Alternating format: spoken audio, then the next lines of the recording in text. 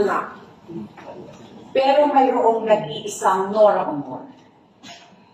Ang kanyang tunay na buhay ay isang pagpapatunay na walang imposible. Kahit para sa isang batang nagtitingla ng tubig at mani sa rilas ng peno. Ang kanyang tunay na buhay ay nasalamin sa buhay ni na Elsa, Corazon, Delia, Flor Contemplacion at marami pang iba. But Nora Honor was even bigger than all her roles. Higit pa sa mga karakter na kanyang binigyan ng buhay, binigyan niya ng buhay ang pangarap ng milyong-milyong Pilipino. Kahit sa ang probinsya ka man manggaling, anumang hirap mo, Nora gave millions of Filipinos the most important gift, hope, pag-asa. Kung kaya ni Ate Guy, kaya ko rin.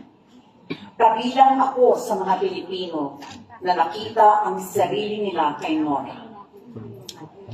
Una kong nakita si Nora sa telebisyon sa tawag ng tanghalan. Noon pa man, nabighan na ako sa kanyang boses at sa kanyang presensya, sa kanyang ganda. Hindi pa man alam ng bansa na siya ay magiging isang phenomenon. To me, she was not just a star. She was our superstar. Siya noon ay 14 years old, ako ay magdo-12 pa lang, at tulad niya, isa din akong probinsyana. Hindi ko matiyak kung ano ang gusto kong marating sa buhay. Ang sigurado lang ako, noon ako ay isang diehard Noranian. Kami ng kapatid kong si Malu ay may makapal na scrapbook ng mga litrato ni Guy.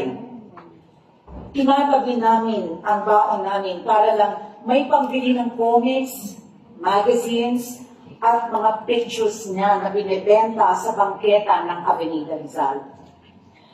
Wala kaming pinapalampas na issue. Minsan nagagalit ang mga magulang namin dahil bawal ang comics sa bahay at imbes daw na magpasan ng libro, ang binubuklat namin ay ang scrapbook at mga comics. Kaya tinatago namin ang mga ito sa ilalim ng kama. At kapag tulog na silang lahat, kinukuha namin ng flashlight at paulit-ulit na binabasa ang mga article tungkol sa aming superstar.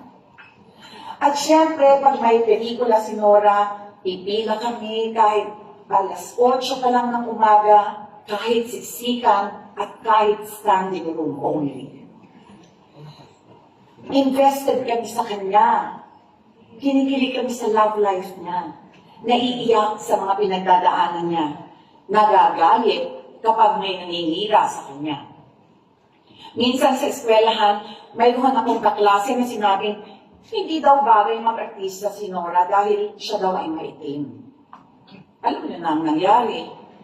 Ginera ko ang kaklase ko. Walang poise-poise. Bawal magsabi ng hindi maganda ang aking superstar. At milyon-milyon kaming katulad ko para kay Nora. Tuwing may mga pagkakataon ng paglabas niya sa mga TV shows at iba pang mga personal appearances, dagsaan lahat kami mga fans na kilig at mangiyak-ngiyak kasi nakita namin si Nora nakangiti at kumakaway.